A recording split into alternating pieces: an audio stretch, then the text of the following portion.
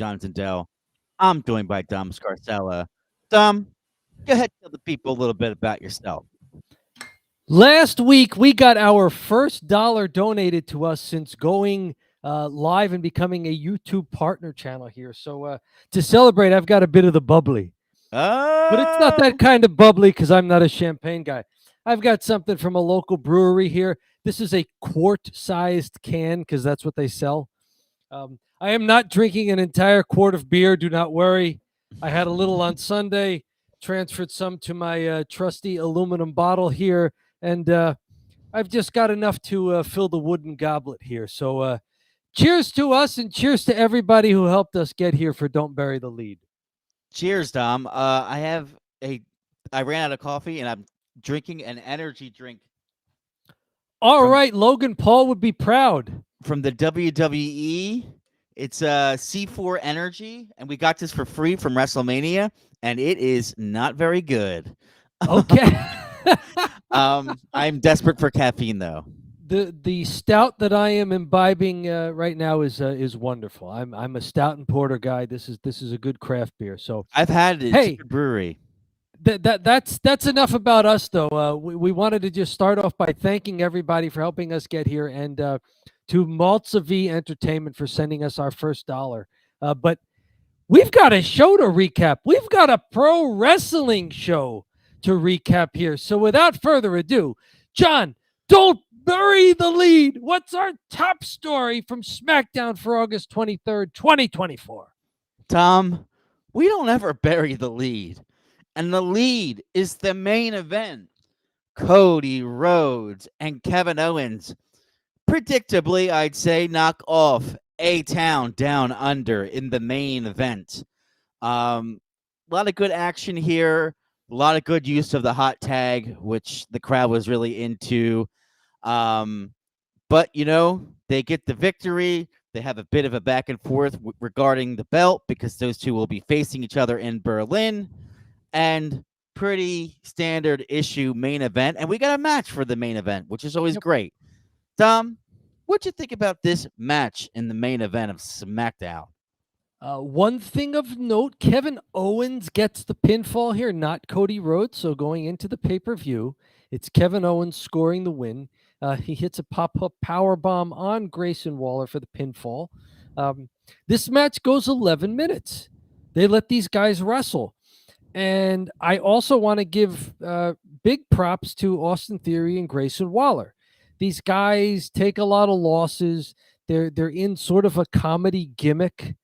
But when WWE needs to put a couple of guys on screen to put on an action-packed tag match, these guys deliver. I mean, they're in an awkward spot on the roster, right? They're not getting pushed anymore for a title. Their characters are kind of laughable, as in you're not laughing with them, you're laughing at them. Yes. But at the same time, they're excellent athletes. They're excellent performers. They get pro wrestling. And so they wind up in the main event on SmackDown, which is almost really the go-home show because the way WWE does pay-per-views, the SmackDown the night before is really like pay-per-view Eve. So this is really the go-home show. Next Fridays will be the pay-per-view Eve. So I thought it was a pretty good match, 11 minutes. Yeah. I think it's a great observation that you make here that it doesn't look like Grayson Waller and Austin Theory don't belong. It looks like they belong kind of in a main event. Yep. They can go. It's a matter of they had the titles.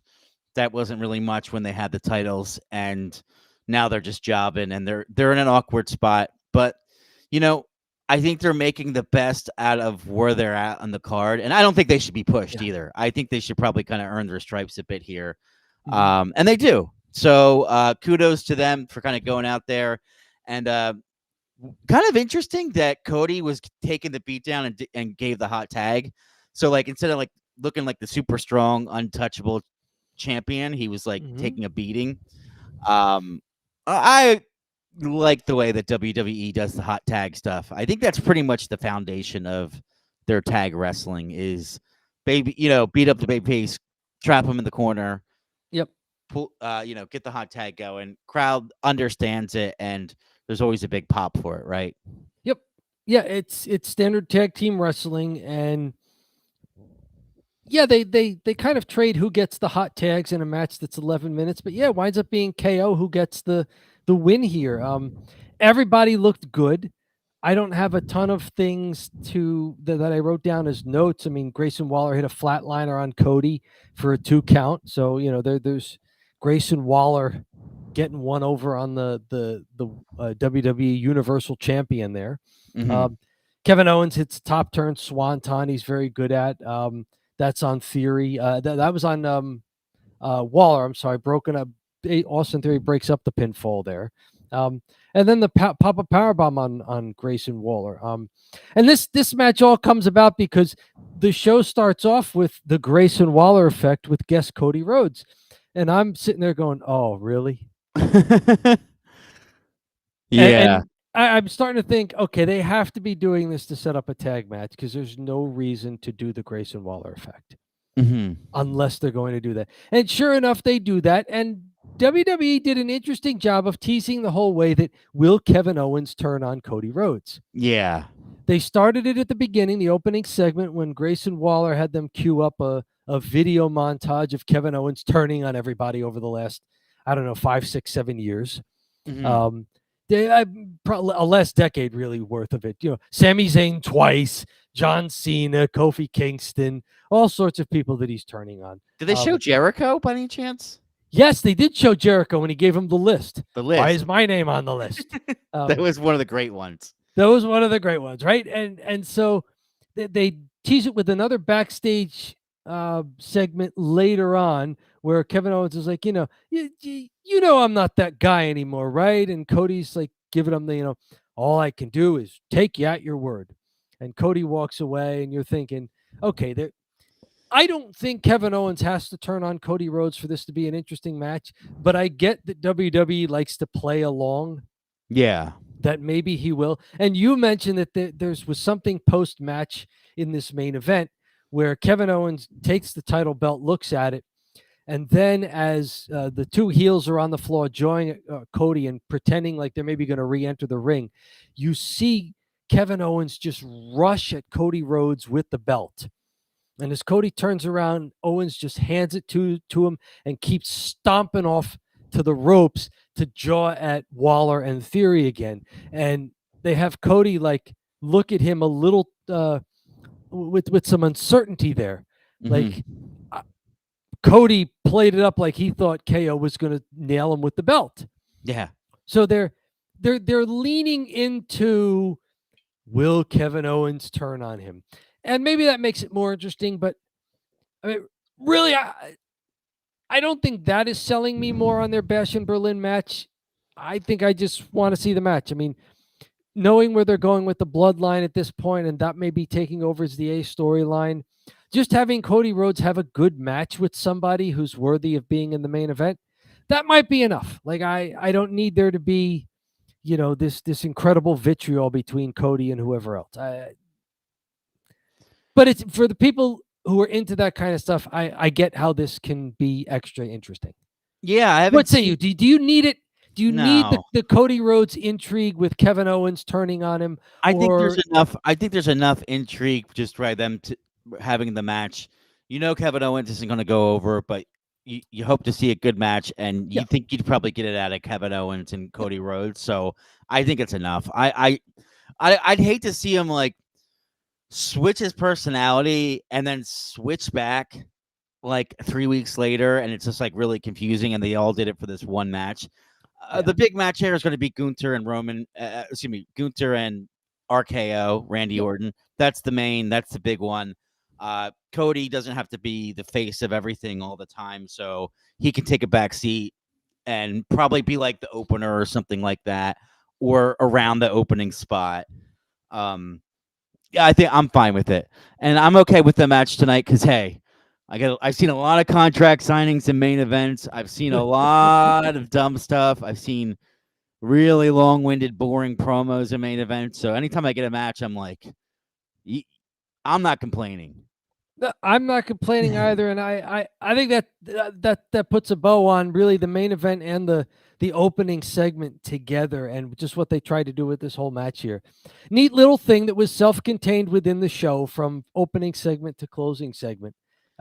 It'll be fun. It's a good lead-in for next week, and like you were saying about the other belt, I think they've gotten to the point where the World Heavyweight Championship is no longer really the B team belt that they just brought back. I think at this point maybe the two belts are on par. Yeah. So it's not crazy that Gunther with the World Heavyweight Championship against RKO could be the big main event, especially over in Europe. I'll tell you what, now that Roman doesn't have the title, and I think even switching Seth out for Gunther gives it a little bit more leverage. And I think with Seth and Damian was good with the belt. I mean, I don't want to bash him too much here. Yep. But with Gunther with the belt, Gunther feels like he could be the champ, and there would be no issues at all, right? No. Quite frankly, I thought when he won the King of the Ring that he would challenge Cody. I thought that's how it would work, and I was like, oh wow, Cody's gonna drop the title to Gunther. But and this is a good start to the follow here, since we're done with the lead segment. We'll talk a little Monday Night Raw that we don't usually get to do, but it looks like Damian Priest was a transitional champion to get the belt to Gunther, but that doesn't mean that Damian Priest had a bad title reign or that it didn't do anything for him. And the same thing seemed to have happened with Sami Zayn being sort of a transitional IC champion to get the belt to Braun Breaker. But again, that doesn't mean that Sami Zayn had a bad title reign, or that it wasn't good for Sami Zayn to have the belt. So yeah, I think they've built up the two Raw belts very, very well. So Gunther's belt and Braun Breaker's belt, I think, are way up there as they should be. Are we getting a third man in the booth? We're getting a third cat. It's actually going to be a cat in the booth. Oh, a cat in the booth. Okay. Yes. My cat is being very chatty right now. Wants some attention. Wife is at the Bruce Springsteen concert at Citizens Bank Park, and oh wow, okay.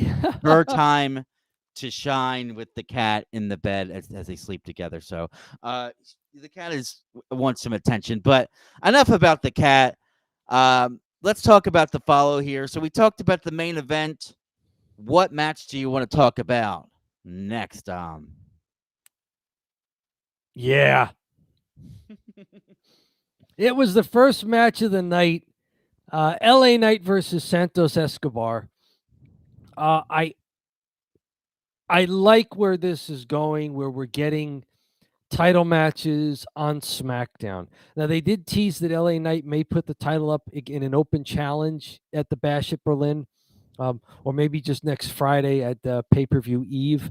But it was really good to see this match on a SmackDown. It brought us back to the Gunther days, when Gunther was on SmackDown with the IC belt, and you would get a really good singles title match every now and then on free TV in primetime.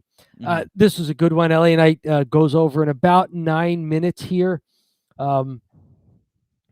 He does. They're battling on the second turnbuckle. LA Knight shoves Santos Escobar to the mat. Then he leaps from the second turnbuckle to the top turnbuckle for a big elbow drop. Santos Escobar staggers to his feet. Blunt force trauma for the pinfall. This match started off with Angel and Humberto from Legado del Fantasma giving LA Knight a beatdown after pulling him out of the ring while the introductions were going on. So it's before the match. You can't disqualify him. They give him a big old beatdown. The ref eventually throws everybody from LDF except Santos Escobar out of ringside, since Santos has to wrestle. And a weakened LA Knight goes on to wrestle here. These two guys are pretty well paired as far as what they can do in the ring, the size, the agility, the speed. I like the chemistry between these two guys. I know they've wrestled before. This was a worthy opponent for LA Knight's first title defense here. I like how these guys match up. Yeah, for sure. Santos Escobar, um, I thought it was a pretty good build for the match, all things considered. Yeah. They did like a little build for it. I've liked Santos Escobar for a while, and even I think last week specifically on the mic when he had a promo, I was like, Santos pretty good on the mic. Yep. I mean, not bad, really. I thought they were hiding him because he didn't speak English, honestly. But no, he was good. Yep. And good match, of course, tonight. LA Knight over as hell. Even I love the promo in the backstage when he does the open invite. Everybody's saying Yep. they all do the LA LA Knight. Knight. Yeah. Yeah. Yep. The catchphrases are rocking and rolling. He's an entertaining wrestler, and quite frankly, a Don't Bury the Lead favorite. Yeah, right. Mhm. Our very first Don't Bury the Lead was Max Dupree leaving the Maximum Male Models to become LA Knight. Yes, and what a transition when he was Max Dupree with the I don't even see those guys anymore. No, they were the Maximum Male Models, although Maxine Dupree is over on Raw as part of what had been Alpha Academy. Okay. And she's now wrestling. But yeah, it was Max Dupree, just a backstage segment saying that he was done with this. He was going to be LA Knight. So yes, the LA Knight story tracks perfectly with the Don't Bury the Lead story. So yes, there's a little bit of an attachment we have with him. Right. Maybe we could go to the next match here. Sure. What do you like? We got the Bloodline versus the Street Profits. Mhm. Bloodline win it by hook or crook. Solo Sikoa kind of runs some interference and causes the win for the Bloodline. Before this, we had a promo with Solo Sikoa and the whole Bloodline and them deciding who's going to defend.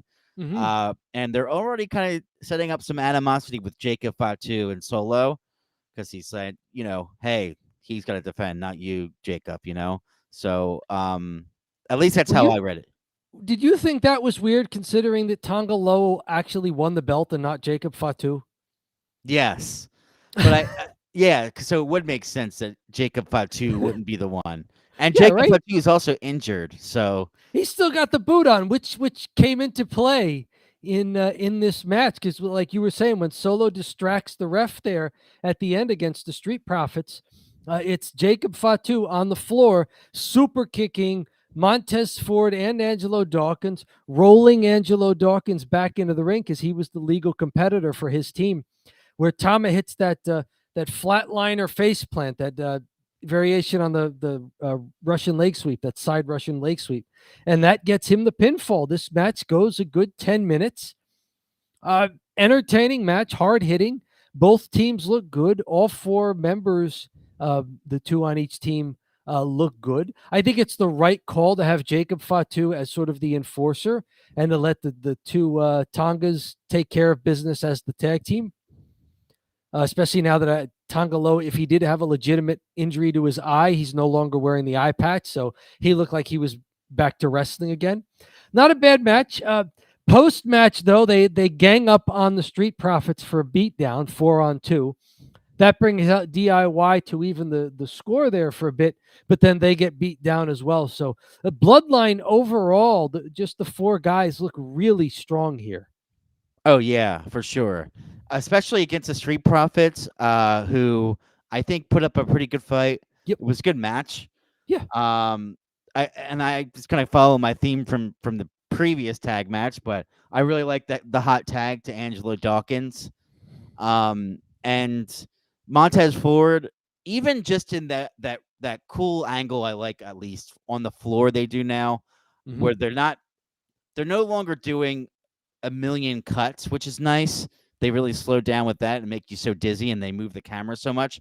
But it's just the camera on the floor and follows Montez Ford around. Man, he's athletic. He is just really fast and really strong. And yeah, I feel like if he wanted a singles run, he could have it. I wouldn't be against it at all.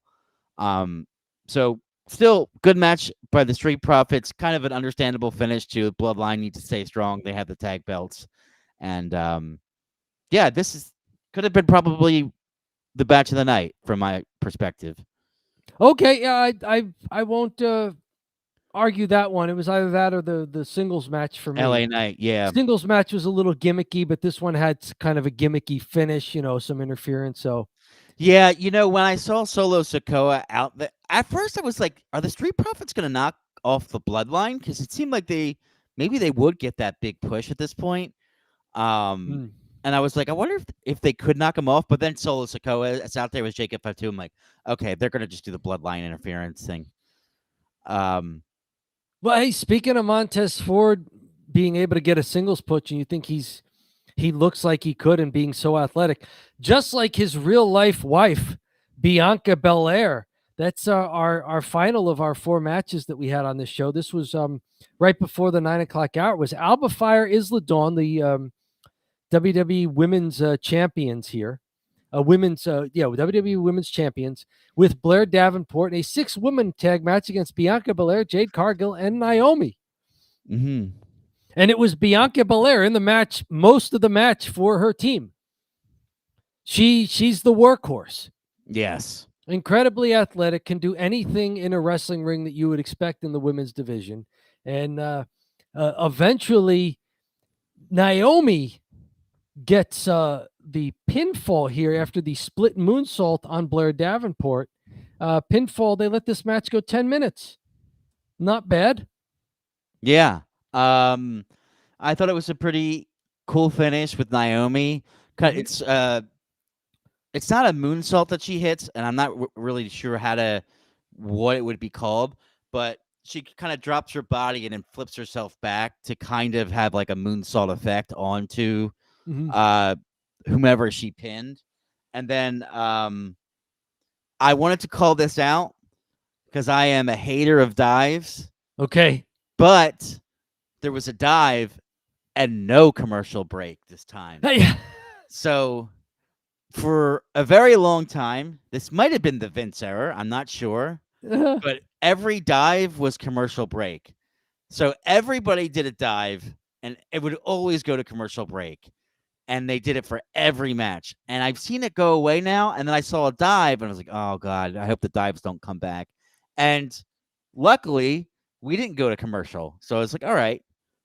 Well, we did once because Bianca did 2 of them in this match. Oh. The first one was her springboard crossbody onto Alba Fire on the floor. That did take us to the first commercial. But after she eventually tagged out here, Jade Cargill got a hot tag about 7 minutes into the match. She cleaned house for a while, but then got beaten down. She gave the hot tag to Naomi. Naomi hit a double up, which is that DDT pedigree move when she's got her 2 opponents hung up in the rope there. Got a 2 count on Blair Davenport. And that's when out on the floor, the tag champs and Jade Cargill were battling. Bianca Belair, top turnbuckle, took out all of them, including her tag team partner, with a huge triple cross body to the floor.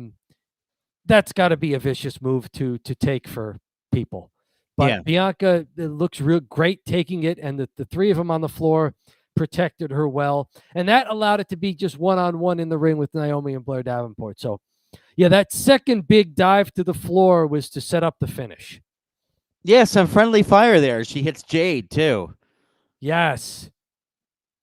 Are we doing something here? Is this going to be it? Are we finally going to start doing something with Jade, and she's not going to just be doing happy-go-lucky tag stuff with Bianca? Yeah. I would love to see that, actually. Just to see, let her rip. See what she can do. That's the turn we want, right? Not Kevin Owens on Cody Rhodes. We want Jade turning on Bianca. Yeah, right? Or vice versa. One of the 2 of them turning on each other and seeing what Jade can do. Yep. Because let's face it, they keep hiding her. Yeah. And it's almost like, if we're going to have her, either she's going to have to work a match, or even if it's bad, like, let's just see what we have.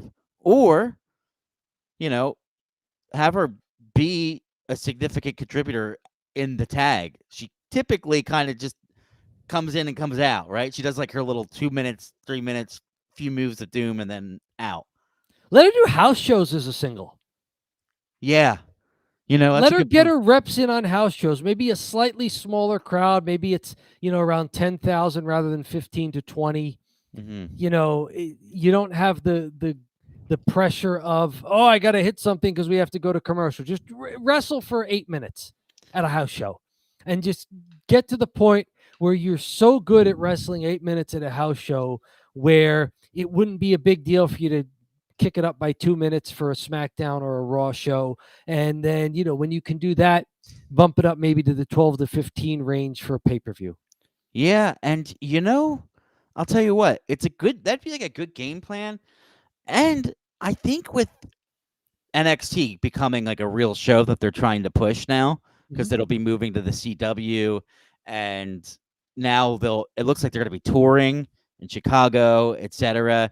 So NXT will go on tour. You could always say, "Hey, Jade, we need some help at NXT." You can use it as an excuse to Mhm. put her probably where she needs to be is NXT to learn how to wrestle. But Becky Lynch went to NXT recently. oh yeah, people do it all the time, and it's not a bad thing, especially if they're trying to get eyeballs on NXT. Yep. And you could use Jade as the attraction. Oh, Jade would probably be a huge attraction Mhm. on NXT. Mhm. So I don't know. That's the Jade Cargill tale. Do we have any matches, or have we missed anything? No, we got 4 matches in there. There were some other backstage things. Baron Corbin and Apollo Crews kind of needling the LDF guys after their plan to beat down LA Knight resulted in them all getting thrown out from ringside and Santos taking the L. Mhm. So I think Santos Escobar is going to battle one of them next week in pay-per-view Eve.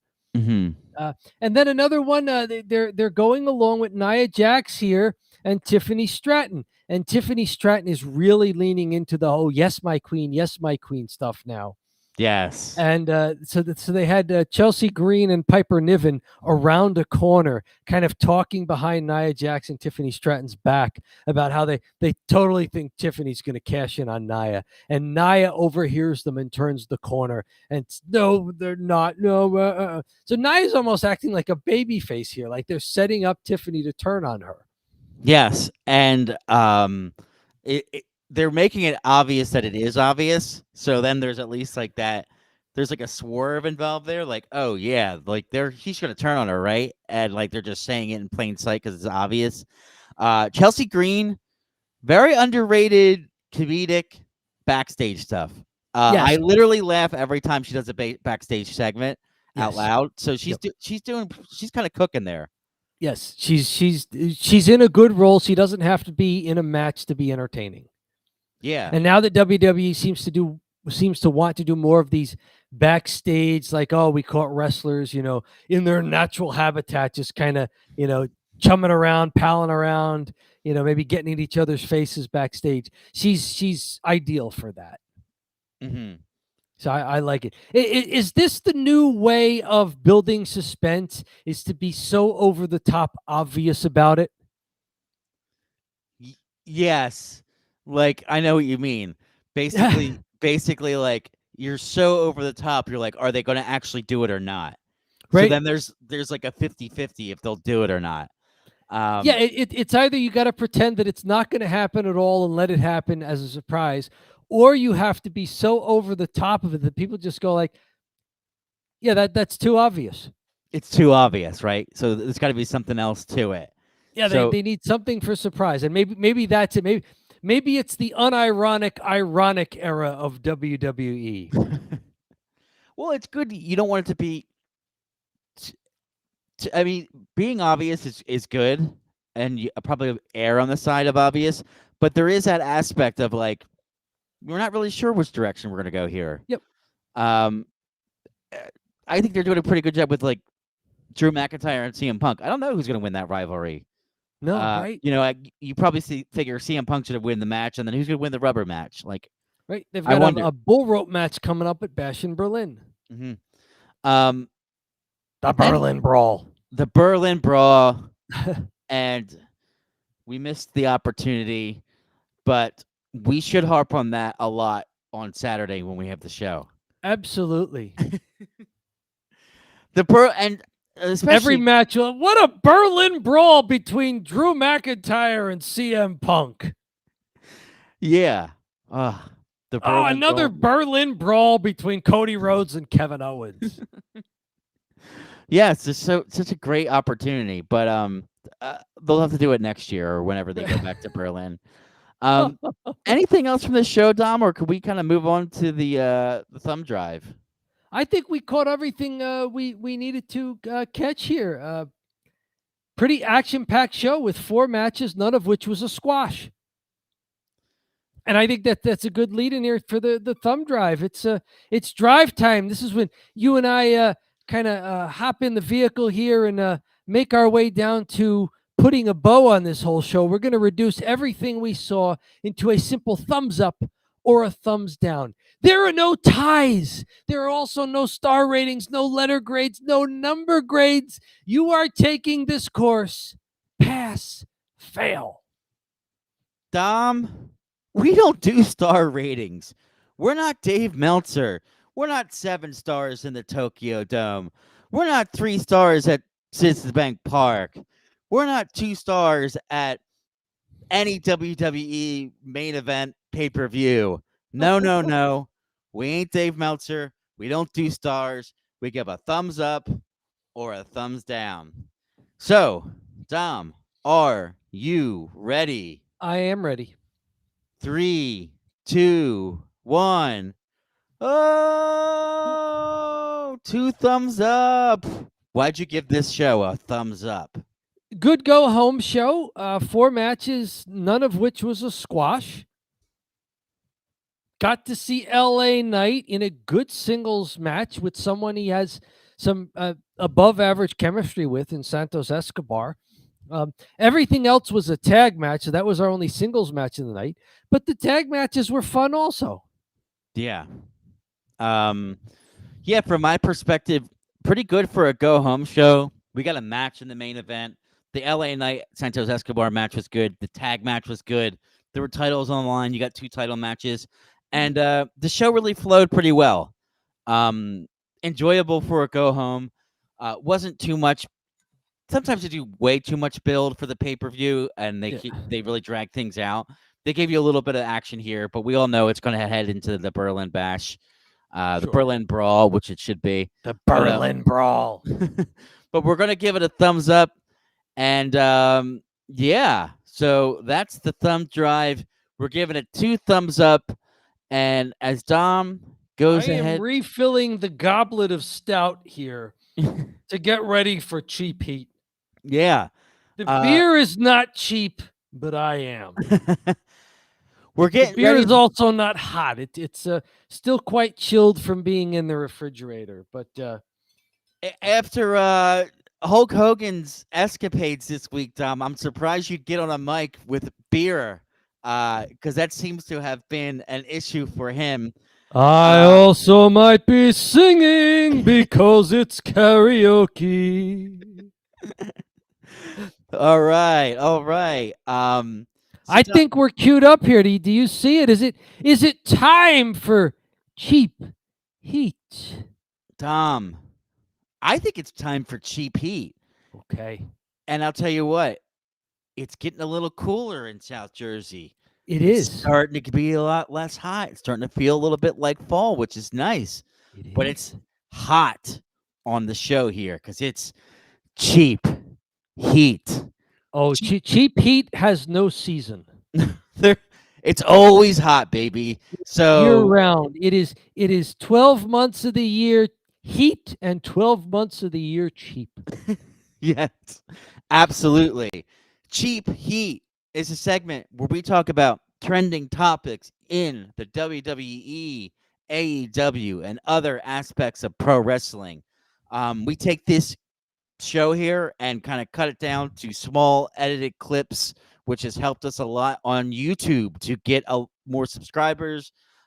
It's got us to the first level of monetization on YouTube, which is very exciting for us.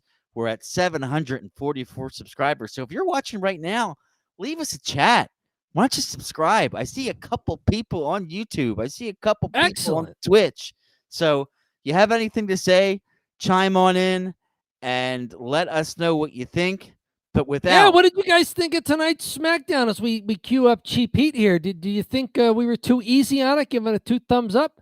Was there anything in the show that you wanted us to go into a little more? Did you thought maybe we glossed over? Do you disagree with any of our takes on the action that we saw tonight? Let us know. We like hearing from you. Keep it YouTube appropriate, like no slurs in the comments or anything.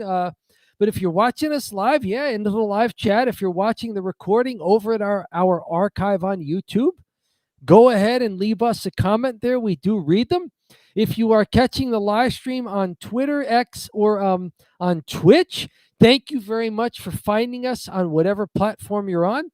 But please know that while we live stream on other platforms, we can only keep our archive of stuff on YouTube. That's where all the recordings of these full shows are, plus the broken out cheap heats and the edited clips that John puts together and the shorts, the sub 60-second clips that John puts together. All of that stuff is at the YouTube channel. Don't bury the lead, a wrestling channel on YouTube. Yeah. Help us keep climbing and hit that next benchmark. Dom, thanks for waffle a little bit as I grab some water. I appreciate it. Absolutely. But without further ado, let's jump into Cheap Heat here as I go ahead and share the screen. Hulk Hogan. TMZ caught a clip of this from the crowd. Hulk Hogan was at a bar, perhaps imbibing in a little too much alcohol, more than I would be having this evening, for instance, perhaps. Talked about body slamming, as he said it, Kamala Harris. You may note that Kamala Harris is currently running for president on a major party ticket. Hogan eventually was talking about karaoke and your favorite karaoke songs, and then said, did anyone want to see him body slam Kamala Harris? And, people are giving him heat for this because they're saying, oh, really, you're going to body slam a woman?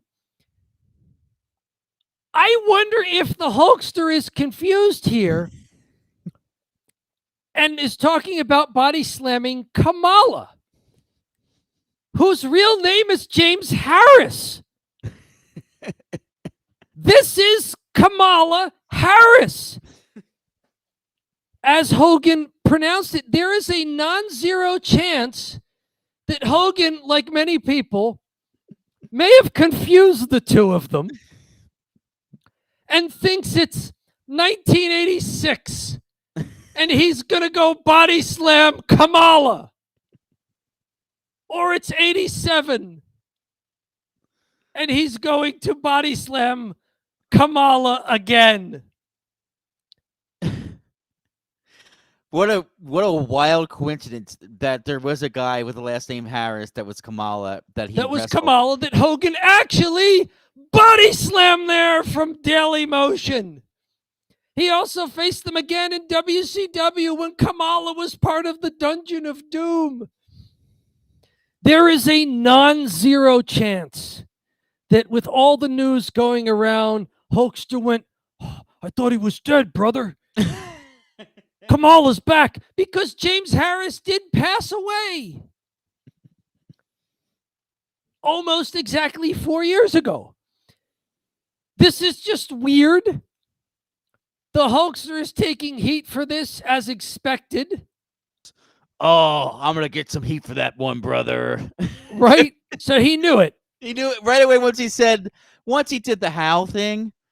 They were like, oh, I'm going to get some heat for that one, brother. He's just like, he's always in Hulk Hogan pro wrestler mode, and he's using all the backstage, carny wrestler terms like heat, and he's still saying brother. Yes. Yeah, he caught himself, and he was also hammering beers throughout the course of the night as was shown in the footage. And the last time like maybe I want to say like a couple months ago, he had gone sober because he had found God and he stopped drinking alcohol, supposedly. But then like he's at this bar hammering beers. He does say yes. he does say right afterwards that it's just the beer talking. But from my experience, if I've had too much, I try to stay away from the mic. And I know this from experience of this show, when I could go out and I could tie one on and come in and try to do the show, and it's not gonna go well. So I try to abstain until the show is not happening. So until the show is not there is yes, there we have. Yes. Yeah, he's chugging beers. He's not just drinking, he's hammering them, Pro wrestling is real. You know the rest. Yeah, pro wrestling. Speaking of karaoke. Yeah, let's transition. What's your go-to karaoke song? Bryan Danielson was asked about this. This comes to us from WrestleZone. What's your go-to karaoke song? Are you a karaoke singer, John? Not only am I a karaoke singer, I won a karaoke contest. No. You have? Yes, I have. Oh, do tell. This is amazing, Cheap Heat. Yes. I won a karaoke contest at a place called Pizza Pub in South Philadelphia. And if you've ever been to the Pizza Pub, it is a really suspect place. They've got below average pizza. They may or may not be dealing drugs there. I don't know what the deal is. It's very Italian South Philly vibe to it. But they did have a karaoke contest, and I did win it. And my go-to song is 8 Days a Week by the Beatles. All right. Mm-hmm. Oh, taking it way back there to the Beatles. 8 days a week. Yes. Tell us in the chat. Tell us in the comments. Are you a karaoke participant? And what is your go-to song here? Bryan Danielson apparently has a great, he's put a great deal of thought into this. YMCA, except it's too long. You have to pick a song that people don't expect you to sing because you want it to be a little bit of a surprise. Apparently, his is 1999's I Want It That Way by the Backstreet Boys. Okay. Is this a good selection for Bryan Danielson? Can you see him singing that? It is interesting because he's a really big, fit guy. Yeah. But he is pretty worldly, too. It's weird because it's a pop song, and you just wouldn't imagine this guy listening to pop. He's either listening to some sort of I feel like he'd be listening to some indie rock, or even just sounds of nature while he works out, That's my sweet spot. Late 90s, early 2000s pop music. Although he says his musical taste also includes the rock genre and some 80s glam. Yes, that sounds about right. Oh, some 80s hair band stuff. Mm-hmm. Oh, we like that. Let's hear him doing some Twisted Sister, maybe some Whitesnake. What's your karaoke song? You have to have one in the back pocket. I have never done karaoke. Really? I've never done karaoke. I've been an indie musician, and I did a few covers in there, but I've never just done straight karaoke. Now, as a musician, and you don't have to, you could tell me the truth here. Okay. As a musician, do you kind of put your nose up a little bit to it and say, I wouldn't do karaoke? It's a step down from what I would normally do. Because I was not really a cover musician, yes. Mm-hmm. But if you go out there and you're just playing covers for a few hours in a bar, then, karaoke is just like leave your instrument at home and sing it. The only disadvantage that karaoke may present is because you're singing to the original tracks, the original music tracks, you have to be in the same key as the original singer. Mm-hmm. And one thing I would do when I would play a cover song is I didn't care where the original song or the most popular recording was in. If I had to sing a cover song, my rule was that that's now my song, and I would move it into whatever key I thought allowed me to sing it the best. So I have no idea. Thanks, Zach. We really appreciate that. Thank you, Zach. What is your go-to karaoke song if you're still live streaming with us here? Yeah, let us know what your go-to karaoke song, Zach. My problem for karaoke is maybe this Daniel Bryan problem that he brought up. It might be some of these songs are too long. Probably the song I covered the most when I was performing, just because it fit my voice and it fit my style anyway. I was kind of an Americana singer, rock and folk and blues, was Bob Dylan's Like a Rolling Stone. But that's in your like 6-minute range there. It's way too much. Never back down, never give what? I'll have to look that up. Is that a song? I am not up on pop music. If that is your go-to karaoke song, link something for us in the chat there, Zach. I may want to listen to this song later just to get myself into your world of karaoke. But this is fair. We've already had some breaking news on this Don't Bury the Lead live stream here that John, you are not only a karaoke singer, but you are a title-winning karaoke singer.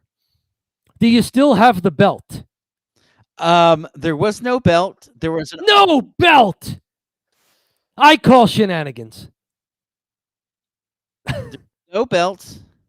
However, I was offered to go to the next round at some other bar because, like, you win and you go on to the next round. But wow, I got the impression, just to be fair, I got the impression there was nobody in the bar, and I had brought like 5 people, and there was maybe a total of like 9 people there. So they just gave it to me because I was with everybody. So they're like, "Oh yeah, here you won." I don't know, So, I should not be ashamed of being a big draw. Yeah, it was a draw. It was it was one of the things. It was a big draw. So guess what? I ended up winning. When Roman Reigns helps Cody Rhodes, it's a quote. He said. Oh, okay. All right, very good. Yes, that's going to be an interesting storyline going forward. Is what happens with the Bloodline, and is there any alliance at all between Roman and Cody now? But that's for a future pay-per-view. Speaking of pay-per-views, let's stick on Bryan Danielson here. And Zach's got one more question for us. Who's your favorite WWE wrestler? LA Knight, yeah. Yeah, that's us. We're the we'll stick with LA Knight all day.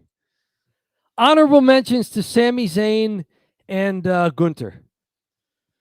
Yes. Bryan Danielson has a huge match this weekend at All In, AEW's All In London, where he may have to retire if he loses to Swerve Strickland. They are playing this up as a huge match. You watch AEW much more than I do. Mm-hmm. How big is this match? Are you pleased with the build? Does it feel like biggest pay-per-view of the year, which is what AEW is trying to make All In? This is their WrestleMania, or what TNA's, I guess maybe Slammiversary was, or things like what Halloween Havoc or Starrcade may have been for WCW. Do you see AEW successfully building All In to be their standout, head and shoulders above the rest, premium live event, pay-per-view? And is the build for this main event to your satisfaction? Yeah, it's been great. I watched the Go Home show on Wednesday, and everything's just come together so well. Their crowd was crazy because they were in Cardiff, Wales. So there was like one of those crazy, it was very good. And everything. The UK crowd.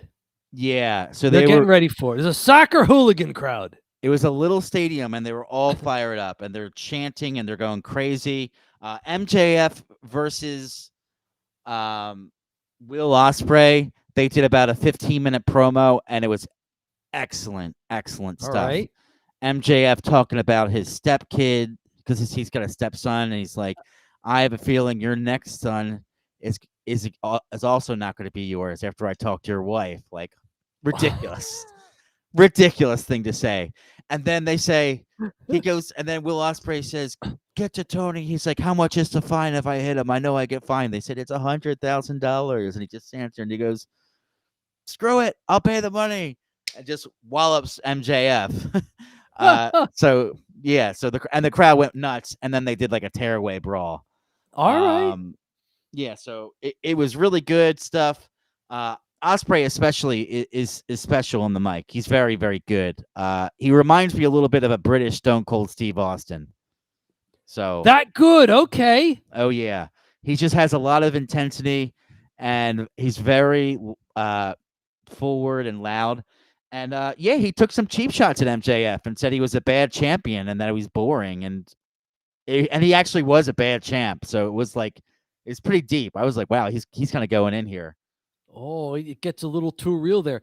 These last two articles come to us from WrestleZone.com. What do you think of the Bryan Danielson build here?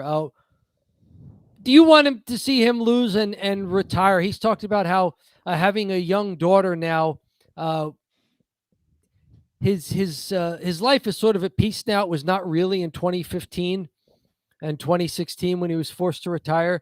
But now I have a wonderful family. I'm really excited about spending time with them.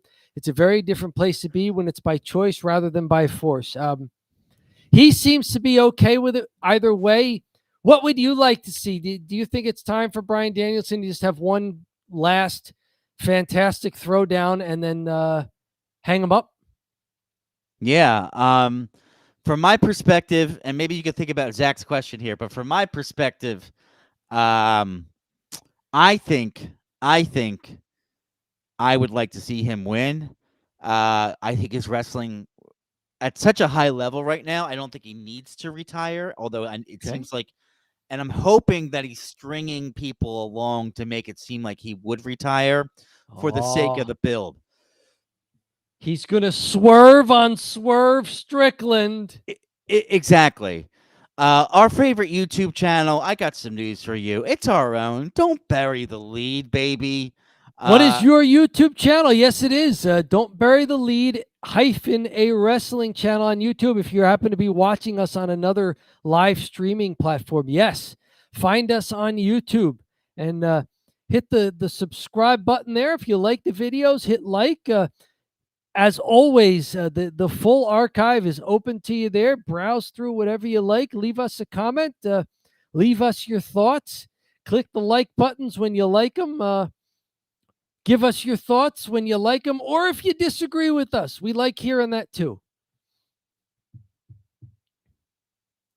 So, yes. All right. So are you primed for All In this weekend? Do you think you're going to be watching this pay-per-view?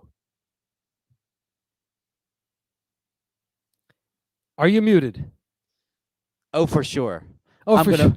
I'm gonna order the pay-per-view. I will be down the shore, so I'll have to watch it after it's over. So I'll have to skip the spoilers, but I will certainly order it. There it is. 1 p.m. Eastern time here in southern New Jersey on Sunday, because they are over in the UK. It's a 6 p.m. start time there. I told you I couldn't watch it with you, right? We already talked about that. Yes. Okay, cool. I thought I told you that, but I wasn't 100%. Yes. Rumors a potential or big name. Fightful Select, Sean Ross Sapp is reporting that Sting is heading to the UK this weekend. He might be there. Fans have been speculating that Sting could potentially get involved in the coffin match between Darby Allin and Jack Perry. Speaking of guys who have retired, hey, big names. That's a very WrestleMania move, isn't it? Bring back the retired guys for a nostalgia pop. Oh, yeah. He'll at least show up. Maybe he comes out with them during the entrance. They had an amazing entrance last year. Yes. They played Ride the Lightning by Metallica. Oh. And it was just perfect for those two to come out to that. And the entrance was really cool. And yeah, so I'm really looking forward to it. You got Mercedes Monet versus the DMD, Dr. Britt Baker, who is a real life dentist. Real life dentist. And Let's play on this all-in poster here. Name everybody. Brian Danielson, Swerve Strickland. Is that Orange Cassidy in the sunglasses? you got it. Chris Jericho behind him. Is this Tony Storm? You got it. Okay. Mercedes Monet. Is that John Moxley? Mm-hmm. There's MJF and Will Ospreay. Samoa Joe. Mm-hmm. That's Christian Cage. Mm-hmm. This is Darby Allin. Mm-hmm. These are the Young Bucks, the Jackson twins. That's Jack Perry. Mm-hmm. This person here, he's kind of looking down a little bit. Is that Hook? That's not Hook. I don't know who that is. I don't know who that is. It's just a bad picture. I'm not quite sure who that is. Okay. This is somebody in Don Callis' thing, right? Is this Okada? Okada. You got him. Okay. And over here, is this the person challenging Tony Storm, her former best friend? You got it. Yeah, Maria May? Maria May, yeah. Okay. So I had most of these people. You have everyone except the one I don't know who it is either. They might have accidentally put this person in because I have no clue who that is. Honestly. It's Waldo. They forgot to put the red striped cap on him. Yeah, unless it's Waldo. Great all-in pay-per-view coming up here. Pat McAfee says goodbye. This comes to us wrestling news on X there. He said goodbye after the most recent Raw. He's going over to college football. So he will not be able to do Raws for a while. The crowd was really into him. He'll probably be back around the Royal Rumble in January when college football season is over. But what do you think his run has been like as back on the full-time commentary? Commentary's been much improved over the last few years. They've done things that make complete sense. They always did the 3-man booth, which is too awkward. So they switched to the 2-man booth. Cool. They don't have Cole both nights. You have them on Monday Night on Raw, and then Friday nights we don't have Cole. Nope. So that way they're not ramming Cole down your throat. Yep. Pat McAfee and Cole have a good relationship. You can tell he's just a big, loud goofball. And I got some news for you. Big, loud goofballs make for good color commentators in pro wrestling. Big, loud goofballs are pro wrestling. That is pro wrestling. That's it. You know, that and big, loud goofballs are also the life of the party in karaoke night, right? That's just how it works. Hey, Hulk was the life of the party. There's no not denying that. We mentioned her before. She gave an interview to the Metro over in the UK. Jade Cargill urges WWE fans to be patient with her career progression. She's only been doing this apparently 3 years. She was really green in AEW, right? Yeah. And I think maybe some people got the wrong impression saying, oh, they're bringing over a former champion from AEW, from another major promotion. So she's ready to go. And maybe that was an unfair expectation. We talked about a little bit of her during the recap of tonight's SmackDown, but you know she's getting asked about this. There's apparently a little bit of heat and maybe impatience with her, and she's urging people be patient because you know what, regardless. If you give it to them or if you don't give it to them, there's going to be people talking anyway. The perception and what I see on my social media is so much love and so much appreciation. She's trying to be positive about it. For me to be in 3 years, 3 and some change, and be ranked amongst the top women who've been doing this for 10, 15 years, that says something. So I'm excited to be there. I'm excited to keep the ball rolling. She has a learning curve. She's learning. She's got to do more of the curve, though. Yeah. They gotta figure it. I know they're saying be patient, but it's been a year. It's So been a year. She's been in the WWE. in the main event or in the main roster, getting a lot of TV time, Mm. and it's a bloated women's roster with some good workers. So if she's on there and she's only doing squash matches or she's doing high jade when and Bianca does everything, that's a problem. But at the end of the day, you know, I it's got to be tough to be her because oh right, Zach, thank you so much. I have subscribed to you. Appreciate it, man. Excellent work, and thank you for the contributions in the live chat tonight. We like hearing from people. Interesting questions. Yeah, no, Very good good. questions from you. We really appreciate it, Zach. What do you think of Jade Cargill? Do you have any opinion on her one way or the other? She's a hot topic just because she has so much potential. And she looks like she wants to succeed, but WWE, I don't want to climb too much into their minds there, but WWE seems to be slow playing the hand here.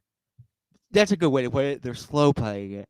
But at the end of the day, Dom, I think we're both on the side that we want to see Jade do well. Yes. So we actively root for the wrestlers. We don't actively root against them. We do not want to see crappy wrestling. We don't want to watch crappy wrestling, and we don't want to be one of those podcasts because they're out there. Yes. They're out there. No. I'm looking at all the old wrestlers that are all washed up that complain about everything. You know who you are, and they know who they are. We know who you are, and you know who you are. So, anyways, most importantly, we know who we are. We know who we are. We are. Don't bury the lead. Yeah. So at the end of the day, we're rooting for her to do well. Oh, man, it feels like a good fit for her to go to NXT, learn a little bit more, and then get pushed back up. But we'll see. Guys who've bounced around to other great promotions, two former WWE champions down in Mexico City, and a third one joining them, John Layfield, JBL, accompanied Nick Nemeth to AAA Mania down in Mexico City, where this is basically their WrestleMania down there. It was Nick Nemeth versus Alberto El Patron. Nick Nemeth, the former Dolph Ziggler. Alberto El Patron, the former Alberto Del Rio, for the AAA Mega Championship, which Alberto El Patron, as the challenger, won. Mm-hmm. Good night of big wrestling down there. Big names with this. This is a big shot of the stadium here. Looks like the arena is very nicely filled here. They're not really having to black out big sections of the arena there for it. So it looks like they got a good turnout down there in Mexico, Mexico City. And, they got some big names and guys who can really wrestle in their big championship there. JBL, Nick Nemeth, Alberto El Patron. Do you have a favorite among those three from their WWE, WWF days? Oh, good question. I was not a big JBL guy. Okay. I was never really into him. Kind of annoying on the mic. And I wasn't huge on him. But I do have to say, now that he's away, I don't mind him as much coming back in this role. Nick Nemeth, of course, I have a lot of respect for him, what he did with the WWE, being the jobber that he was and being such an excellent worker. It's pretty cool to see him go to TNA and be a champ, and it just feels like cool. He's at a point in his life. He's made a ton of money. Now he wants some titles, right? So it's cool to see him be the champ. And I feel like I've heard way more about him now that he's in TNA rather than looks like he's still in great shape. Yep, absolutely. He's not dogging it down there. Mm-hmm. And then Alberto Del Rio, which is what he was known in WWE. I kind of liked him all the time, but he got fired for something. I forget what he was doing. He might have been on steroids. Oh. It might have been a drug thing. Wellness policy. Yeah. Okay. I don't remember very much about these guys. I probably saw more of Oh, JBL than I anything digress. because he's older. Because of an unprofessional conduct following an altercation that broke out with him and a company employee. So he got Oh, he got in a fight in the back locker room with with an employee, not even one of the oh, wrestlers. that's the kind of thing that'll send you packing from WWE, won't it? Huh. According to Del Rio, WWE social media manager Cody Barberia allegedly made a racist joke, following which the wrestler confronted him and asked him for an apology. When the guy refused an apology, Del Rio slapped him. That was seen as unprofessional conduct, and Del Rio was fired. Wow, slap Ooh, someone. Yeah. huh. If only they had gotten it on camera, they could have worked it into an on-screen angle. That's what you get. This is an old one. Sorry, Interview here, here Dom. on with that is if we go back, that's the Great Muda Oh yeah. asking him who he would want to see from the WWE roster in Noah, the promotion over in Japan. He said Omos. We haven't seen Omos in many, many months in the WWE. Muda seems to be very high on him, though. Had a picture with him taken last year. This apparently was WrestleMania weekend, I'm guessing, April 2nd, 2023. So Muda was in town for that with Omos. He's very high on him. A big guy, decent physical athlete, has the look. What do you think of the Great Muda putting over Omos here? Might be worth him to go somewhere else where he'll get ring time, Yeah. and maybe he can develop a personality. He can develop something over there. Somebody could teach him how to wrestle, and he can become a really good wrestler. Honestly, sounds like a great fit. I'm not gonna lie to you, because right now he's just sitting on the bench, right? And every time he gets called up, he's just doing the Royal Rumble stuff, right? Mm-hmm. So I think it makes sense. Yeah, Maybe they're talking about how big he is and what a great talent and what a great attraction he might be over in Noah Wrestling there in Japan. maybe they know that he's gonna go there, and they're just teasing a little bit here. If the Great Muda gives you an endorsement, I would take it. Yeah, but and it seems like they're pretty comfortable now. The WWE letting wrestlers wrestle in different companies. There, I just saw this week. GCW. This is going to go off topic, but Go whatever. for it. It's cheap heat. GCW does this match. It's called Bloodsport. Have you ever heard of this Bloodsport? I have not. It basically what they do is they remove the poles and it's just the mat, and they remove the poles and the ropes, and the people that fight are typically have strong MMA or wrestling or jiu-jitsu backgrounds, and it looks like a real fight. And Josh Barnett is the person who runs it, and he's a UFC champion, and Shayna Baszler participated in this over WrestleMania weekend because she didn't have a spot. But then they were like, "Yo, can Shayna Baszler go to GCW and do this in Philly?" But she's right in Philly, so she's like, "Yeah, I'll do this match." So it looks like they're letting people that aren't getting a lot of time do other promotions. Okay. Yeah, if they don't sense that it would be a threat to the WWE, if there's something to be gained, more to be gained than lost with it, yeah, they let them do it. Have you ever heard of GCW? I have heard of GCW. Yeah. Okay.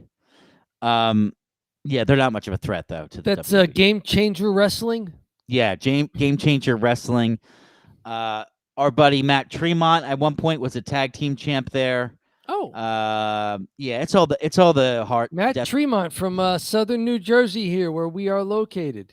Yes, we rented a building from him many years ago for Cross several paths occasions. with him doing New Jersey Championship Wrestling. Yes. That's right. He knows who we are. Whatever that means. Well, that's an endorsement there. Just shout out to hello, Matt Tremont, if you're watching. We enjoyed your venue when we were doing New Jersey Championship Wrestling. I enjoyed being Doc Lester, and Of course, you were the longest reigning NJCW champion there, John, as the Bonsall Street Bomber. This is quite true, and we haven't done it in years. So Nick Righteous might be the longest reigning, just because we haven't done it, and he Just can because he had the belt when everything went away. when everything went away. Yes, But he hasn't defended the title. Who does he think he is? Roman Reigns? he should have the title stripped at this point. I would hope that since he was the champion, he would be the one that gets it all going again. But whatever. No, he wants to continue his title reign. Yeah, I know. I think we had a message too from Zach. We love you, Nick. If you're watching. Yes, we absolutely love you, Nick. She's a great wrestler, and then I think she's one of the strongest women. Is that for Shayna Baszler? If so, I agree with you. Yeah. Yeah, I was talking about Shayna Baszler, so I believe that's what Zach was referring to. Excellent. Yes. Shayna is she's well positioned. She's kind of in the women's tag team title picture at the moment with Zoe Stark, and they are aligned with the returning Sonya Deville, who is back from injury. The thing with Shayna Baszler is she's done a great job differentiating herself from the other athletes on the roster. Yes. She's got the UFC look down, the MMA look down. She is kayfabe for real tough. So, that she got that going for her. And yeah, so she's a good wrestler. So yeah, it's good to have a niche. Yeah, she's got her niche, and it's not like a comedy jobber or something. It's right. It's a good niche to have. What's your what's the next topic here, Dom? I believe that's it. It's pathologically frugal. It's unseasonably warm. It's cheap heat. Cheap heat. All right. Let's take this down, and we'll mosey on down to the Italian goodbye. And I got some news for you, Dom. I mentioned this to you earlier. It might be a short goodbye this time. Yes. Might be truncated. Thank you to everybody who joined into the live stream there. Thank you, Zach, for contributing to the chat. Really like appreciate to see that. Really appreciate your contributions, Zach. Come on by. We're here every Friday night, except for tomorrow or next week. We'll be here Saturday for the Bash at Berlin. I know you're subscribed now.